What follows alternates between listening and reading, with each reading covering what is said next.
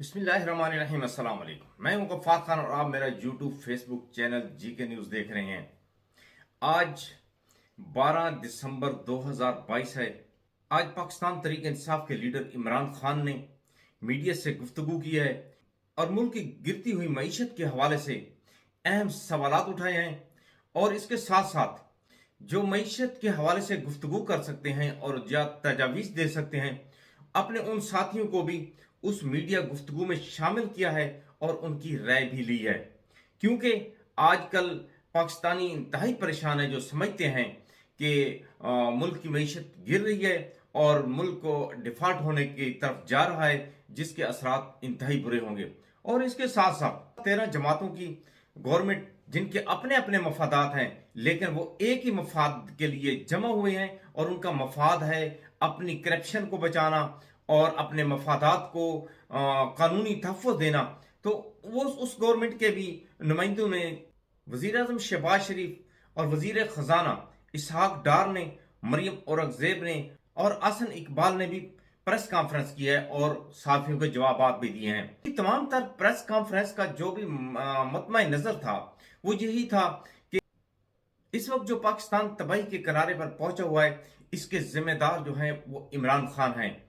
और उन्होंने उनसे जिस वक्त आखिर में सवाल किया गया, एक सहाफ़ी ने सवाल किया कि क्या आप जल्द इलेक्शन कराने की तरफ जा सकते हैं, तो उनका जवाब था उन्होंने सियासी असासा इसलिए कुर्बान नहीं किया कि हम जल्द इलेक्शन कराएंगे, जबकि उनको तो ये कहना चाहिए था कि हमने अपना सियासी असासा इसलिए कुर्बान नहीं किया कि हम अपना जो तहफ़्फ़ुज़ अपने आप को देना है, जो अपनी सियासत को तहफ़्फ़ुज़ देना है, जो अपनी लूटी हुई रकम को तहफ़्फ़ुज़ देना है, तो उसको बकाया छोड़कर या उसको मुकम्मल किए बगैर हम जल्द इलेक्शन नहीं कराएंगे। क्योंकि जब से ये गवर्नमेंट कायम हुई है, इन्होंने मुसलसल एक तो कौमी खजाने को नुकसान पहुंचा रहे हैं, मुसलसल ये बैरून मुल्क के दौरे कर रहे हैं। पाकिस्तान में कम होते हैं और बैरून मुल्क में ये ज्यादा होते हैं। तो उनका जवाब तो यही होना चाहिए था कि जिस वक्त तक हमारा जो मकासद है वो पूरे नहीं होते, उस वक्त तक तो हम इलेक्शन किसी सूरत नहीं कराते। पाकिस्तान का एक शख्स है जिसके लिए कहा जा रहा है कि नो ह्यूमन राइट्स फॉर आजम सवाती। हम शुक्रिया अदा करते हैं कि सिंध हाई कोर्ट का, जिन्होंने आज अहम फैसला दिया है और उन्होंने आईजी सिंध को बुलाकर उसे कहा है कि आजम सवाती के खिलाफ जो और मुकदमात हैं उनमें आजम सवाती को गिरफ्तार ना किया जाए, बल्कि उन्होंने जो दीगर मुकदमात सिंध में कायम किए गए हैं, उस इलाका के जो पुलिस अफसरान हैं उनको भी तलब किया है और आईजी सिंध को भी दोबारा तलब किया है और उनको इंतहाई सख्त हिदायत जारी की हैं। पाकिस्तान तहरीक इंसाफ के नौजवान लीडर और इंतहाई पाकिस्तान तहरीक इंसाफ और इमरान खान से और वतन से मोहब्बत करने वाले नौजवान मुराद सईद ने भी आज सदर पाकिस्तान को एक अहम खत लिखा है और जिसमें उन्होंने कहा है कि मेरी जान को खतरा है, नामालूम अफराद मेरा पीछा करते हैं, और उन्होंने अपनी जान के खदशे का इजहार किया है। और इससे कबल अरशद शरीफ शहीद भी सदर पाकिस्तान को इसी तरह खत लिख चुके हैं, सुप्रीम कोर्ट ऑफ पाकिस्तान को इसी तरह खत लिख चुके हैं और उन्होंने भी यही खदशे का इजहार किया था कि उनकी जान को खतरा है और उनके खिलाफ नाजायज मुकदमात बनाए जा रहे हैं। लेकिन उस वक्त ना तो सो मोटो एक्शन लिया गया और ना ही कानून हरकत में आया, तो नतीजा यही निकला कि अरशद शरीफ को शहीद कर दिया गया और अब सोमोटो एक्शन लिया गया है। फिर भी शुक्रिया सुप्रीम कोर्ट ऑफ पाकिस्तान, कुछ ना कुछ तो उम्मीद की किरण कहीं ना कहीं तो मौजूद है और कहीं ना कहीं से तो इंसाफ मिल जाता है और वो सिर्फ और सिर्फ अदलिया है। आइए मैं आपको सुनाता हूं कि आज इमरान खान ने जो तकरीर की है उसमें उन्होंने क्या कहा है और उन्होंने गिरती हुई मीशत के हवाले से क्या गुफ्तगू की है और उन्होंने अपने साथियों के साथ क्या गुफ्तगू की है। आइए सुनते हैं इमरान खान की आज की गुफ्तगू। मैं चाहता था कि मैं आपको आगाह करूं, क्योंकि शायद ही इस मुल्क की तारीख के अंदर इतने बुरे हमारे कभी भी पाकिस्तान के कभी भी इतने बुरे माशी हालात नहीं जो आज हैं। और मैं इसलिए इसके ऊपर आपसे बातचीत करना चाहता हूं क्योंकि ये सारी कौम को पता होना चाहिए हम किधर जा रहे हैं। मुझे अफसोस से कहना पड़ता है कि वो अखबार, वो मीडिया हाउसेस जिनको कौम को آگاہ کرنا چاہیے تھا کہ ہم اب کتنے خطرے کے کس کنارے پہ کے اوپر کھڑے ہوئے ہیں. مجھے افسوس سے کہنا پڑتا ہے کہ وہ اس عوام کو اس چیز سے آگاہ نہیں کر رہے. تو میں ایز پاکستان کی سب سے بڑی پولیٹیکل پارٹی کا سربراہ میں اپنی یہ ذمہ داری سمجھتا ہوں کہ میں اپنی ساری قوم کو بتاؤں کہ یہ حالات آج کدھر کھڑے ہیں اور خدا نہ خواستہ یہ کدھر اور جا سکتے ہیں. یعنی اس سے بہت زیادہ برے ہو سکتے ہیں. میں اپنی ساری اکنامک ٹیم کو بٹھایا ہوا ہے. میرے جتنے بھی جو میری پارٹی کے ٹاپ اکانومسٹ ہیں، جس میں شوکت ترین ہے، حماد اظہر ہے، جس کے اندر مزمل ہیں، جس کے اندر ہمایوں اختر ہیں، میں نے ان ساروں کو آج دعوت دی ہوئی ہے کہ آج سارے یہ بھی اس چیز کے اوپر ڈسکس ہے. عمر ایوب ہے. اس کے علاوہ میں نے اور بھی آؤٹ سائڈ ایکسپرٹس کو بلایا ہوا ہے اور میری کوشش یہ ہے کہ وہ ہم آج مزید اس چیز کے اوپر ڈسکشن کریں. ہمارے سلمان ہیں. ہماری کوشش یہ ہے کہ ہم ساروں کو آپ کو آگاہ کریں کہ اپنی ڈسکشن کے بعد ہم اس کے بعد بتائیں بھی کہ ہم یہاں پہنچے کیسے اور اس سے نکلنے کا حل کیا ہے اور کیا کرنا پڑے گا آگے پاکستان کو. اگر ہم نے اپنے ملک کو سنبھالنا ہے ادھر سے تو ہمیں وہ کیا سٹیپس لینے پڑیں گے. تو میں آج صرف اپنی قوم سے مخاطب نہیں، میں اپنے اداروں سے مخاطب ہوں. کیونکہ اگر یہ ملک خدا نہ خواستہ جس ٹریجیکٹری پہ جس تیزی سے نیچے جا رہا ہے، اس کے سارے قوم کے اوپر، سارے اداروں پہ اثرات ہوں گے. ہمارے جتنے بھی جو نیشنل سیکیورٹی کے ادارے ہیں، نیشنل سیکیورٹی کو تو اب ہم نے پالیسی بنائی تھی کہ نیشنل سیکیورٹی کی پالیسی کا ایک پہلو تو پاکستان کی ملٹری ہے، لیکن اس کا دوسرا پہلو پاکستان کی اکانومی ہے. تو یہ ہم نے جب پالیسی بنائی تھی، ہم نے مثال دی تھی کہ سوویت یونین، اس کی فوج تو بہت دنیا کی سب سے طاقتور فوج تھی، لیکن جب وہ معاشی طور پہ جب وہ نیچے گیا تو آخر میں فوج نہ بچا سکی اس سوویت یونین کو ٹوٹنے سے. تو ہم سب کو یہ خطرہ ہے اور ہمارے نیشنل سیکیورٹی کے ادارے جس میں فوج بہت بڑا اس کا ایک کمپوننٹ ہے، ان سب کو آج سوچنا چاہیے کہ آج ہم کھڑے کدھر ہیں. اور میں اپنی عدلیہ کو، کیونکہ ہماری عدلیہ کا بھی ایک بہت بڑا رول ہے اس ملک کے اندر، ان کو اپنا رول پلے کرنا چاہیے. کیونکہ اگر ان کو بھی ان کی جو اللہ نے ان کو جس مقام پہ ہمارے ججز کو بٹھایا ہوا ہے تو وہ جواب دے تو وہ بھی ہوں گے کہ خدا نہ خواستہ اگر یہ ملک اور اسی تیزی سے نیچے چلا گیا. اس کے علاوہ بزنس کمیونٹی ہے پاکستان کی. مجھے ابھی تک حیرت ہے کہ بزنس کمیونٹی کیوں نہیں آواز بلند کر رہی، کہ بزنس کمیونٹی کو نہیں نظر آ رہا کہ ملک کدھر جا رہا ہے. سب سے زیادہ متاثر تو پاکستان کا انڈسٹریلسٹ ہے، پاکستان کا اسمال اور میڈیم انڈسٹری ہے جو بالکل ہی کرش ہوتی جا رہی ہے. آج پاکستان کا ایکسپورٹر ہے، ہماری ایکسپورٹس گر رہی ہیں. وہ بھی پوچھیں کہ پاکستان سے جو باہر پاکستانی بیٹھا ہے وہ کیوں نہیں ریمیٹنسز بھیج رہا. ہمارے دور میں پاکستان کی تاریخ کی ریکارڈ ریمیٹنسز ہوئی تھی. ہمارے دور میں پاکستان کی ایکسپورٹس ریکارڈ ہوئی تھی، ٹیکسٹائل ایکسپورٹس ریکارڈ ہوئی تھی. ہمارا جو ٹیکس کلیکشن تھا وہ ریکارڈ تھا. اور یہ سارا پاکستان کی اکنامک سروے کے اندر یہ سب چیزیں لکھی ہوئی ہیں. ہمارا کسان سب سے زیادہ خوشحال تھا. ہمارے 2 سال 4 میجر فصلوں کے اندر بمپر کراپس تھی.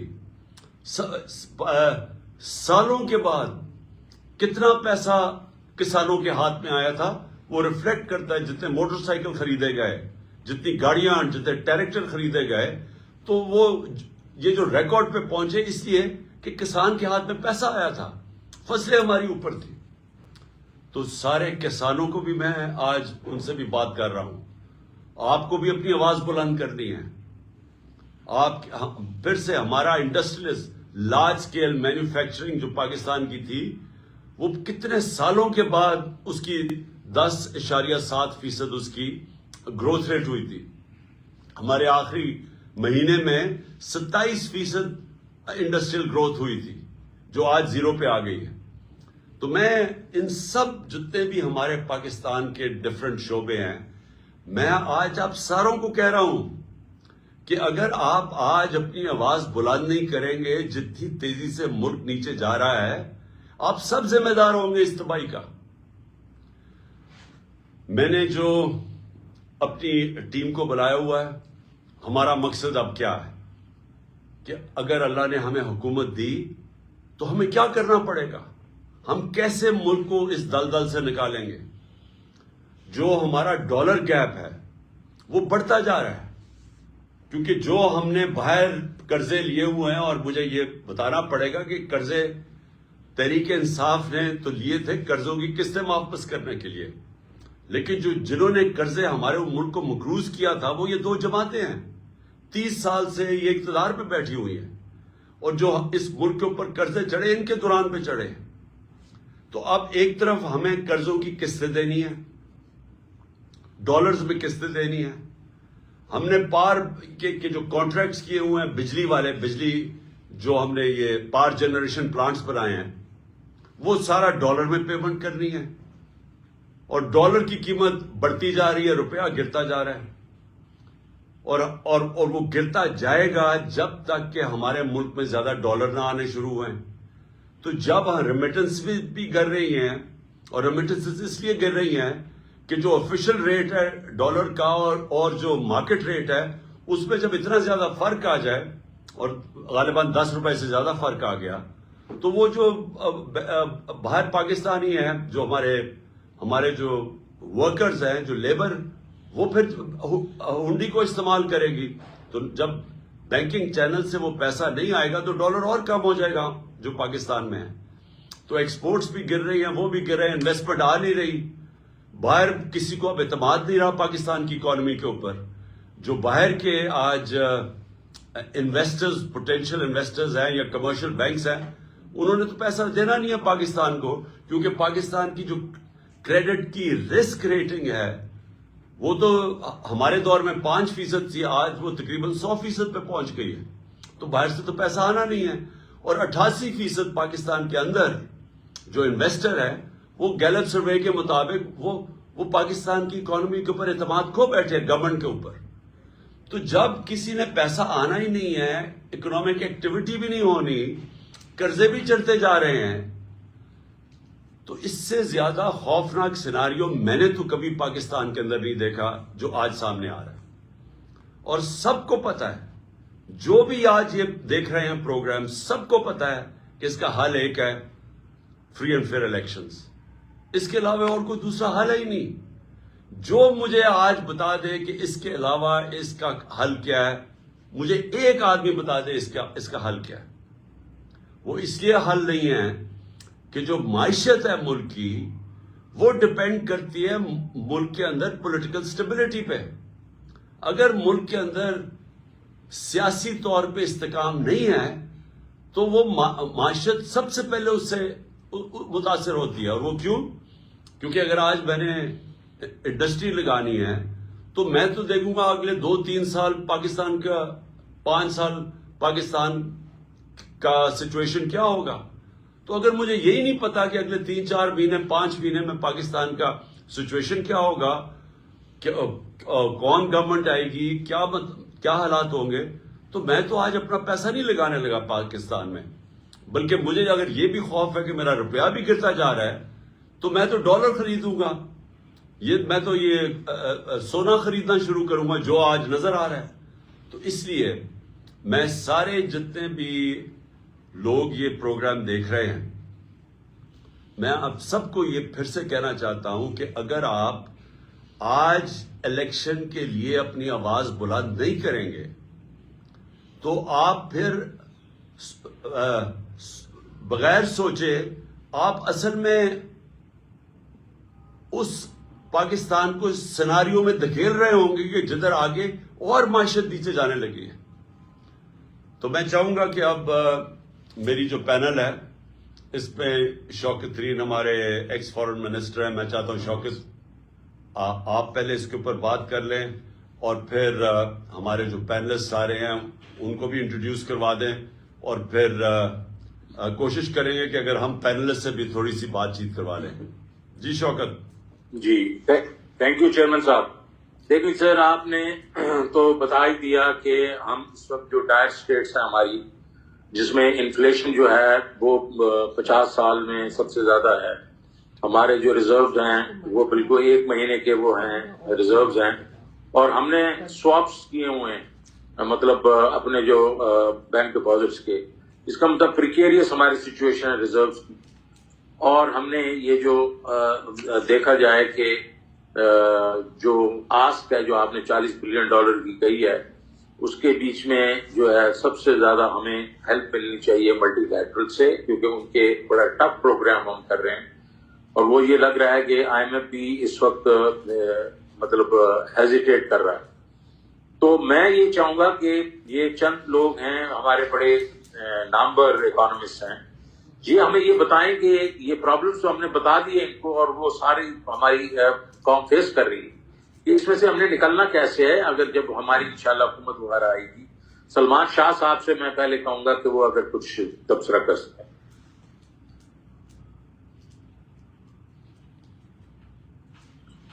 شاہ صاحب فریز ہو گئے. جی شکریہ Shaukat. Can you hear me? جی وی کین ہیئر. جی آئی تھنک سب سے پہلی بات تو یہ ہے کہ ہمیں کانفیڈنس دینا پڑے گا پوری اپنے لوگوں کو بھی، اور بیرون ملک جو ہیں انویسٹرز یا کیپٹل مارکیٹس ہیں، اور ان سب کے لیے کانفیڈنس بہت امپورٹنٹ ہے. اور اس لیے آئی تھنک کہ IMF کو آن لائن کرنا بہت ضروری ہے. اور IMF کے ساتھ جس طریقے سے ہم ڈیل کر رہے ہیں، یہ ہائیلی جو ہے نا ڈسرپٹیو ہے in sending very different kinds of signals. Unfortunately government کی جو اکنامک ٹیم ہے وہ ٹیم نہیں ہے، اکنامکس تو اس میں ہے ہی نہیں ہے. وہ they are looking at administrative measures to straighten out the economy. تو اس سے تو وہ کام نہیں چلے گا. اور جو ہم نے اس وقت دیکھا ہے کہ آفیشل ریٹ اور جو حوالہ ریٹ ہے اس میں اتنا زیادہ اضافہ ہوا ہے کہ ہماری جو سپلائی بینکنگ سسٹم سے تھی وہ ڈرائی اپ ہو گئی ہے. And it's a very logical thing, کیونکہ جس نے $250 پہ ڈالر جس کو مل سکتا ہے وہ 225 پہ کیوں بھیجے گا؟ So I think we have to make sure کہ IMF پروگرام کو ہم لیٹر اینڈ اسپرٹ میں امپلیمنٹ کرتے ہیں. دوسری چیز یہ ہے کہ جو چیئرمین صاحب نے پوائنٹ آؤٹ کیا آن دی پاور سیکٹر، ہمارے ملک کی ایکلیز ہیل بن چکی ہے power sector. This is a power which we can not afford, اور یہ پاکستان کی اکانومی کو گروتھ میں نہیں لے کے جا سکتی یہ power. It is so expensive, it is imported, and unfortunately اس میں تھیفٹ بھی بڑا ہے، اس میں کرپشن بھی تھی، اس میں ہر قسم کا ایپ تھا. تو اس کو آپ کو بالکل ٹھیک کرنا پڑے گا. سرج ہمیں چاہیے. پاکستان کے ڈومیسٹک انویسٹر اور international investor should be really focusing on کہ پاکستان کی اپرچونٹیز کیا ہیں، پاکستان کی سٹوری، پاکستان کا narrative. It has to be a narrative of hope and tremendous possibilities of economic growth. 5th largest country in the world, and I mean ہماری economy جو ہے وہ 180 نمبر پہ تو ہمارا پر کیپٹا انکم ہے، اور 40 نمبر پہ ہماری اکنامک سائز ہے. سو our vision, I think PTI کی جو ویژن ہے وہ یہ ہے کہ اگلے 15-20 سال میں ہماری اکانومی ہمارے پاپولیشن کے مطابق ہو، اور 5ویں 6ٹی ٹاپ 10 میں آنا چاہیے ہمیں.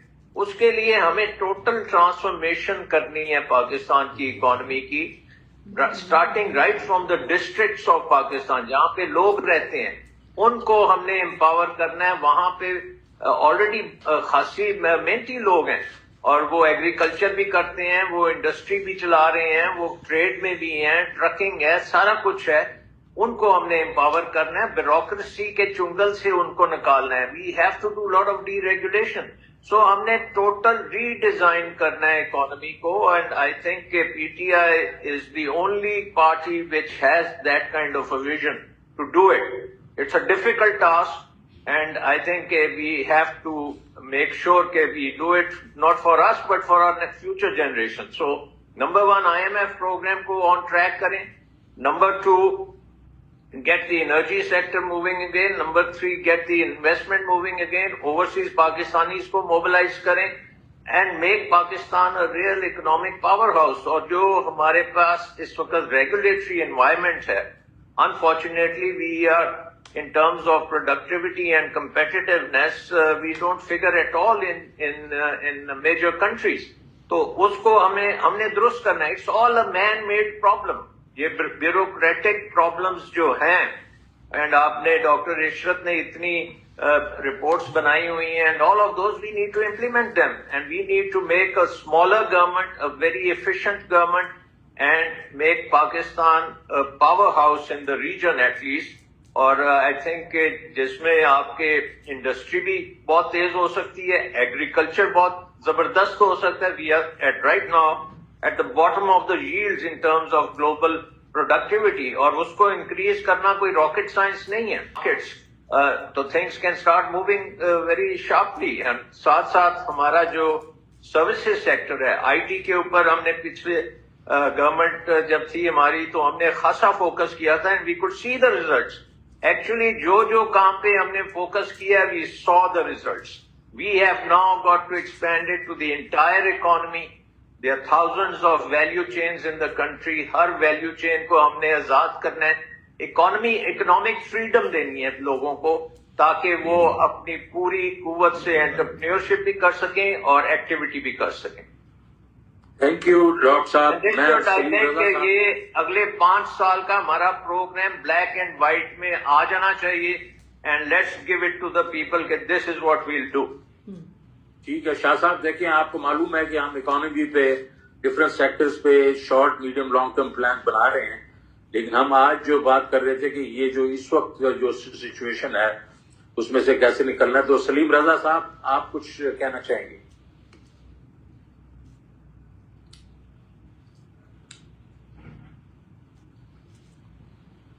سلیم میوٹ ہے. سلیم یو آر میوٹ. سلیم آپ میوٹ ہیں. تھینک یو, شکریہ.